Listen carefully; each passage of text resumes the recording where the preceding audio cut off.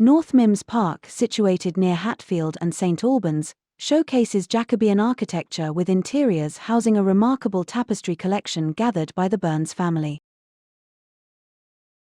Originally part of the manor of North Mymms, it saw ownership changes through centuries, from Simon Swanland to Sir Thomas Coningsby, who faced turmoil during the Civil War. Subsequent owners like Sir Nicholas Hyde and the Dukes of Leeds left their mark, with intermittent occupancy.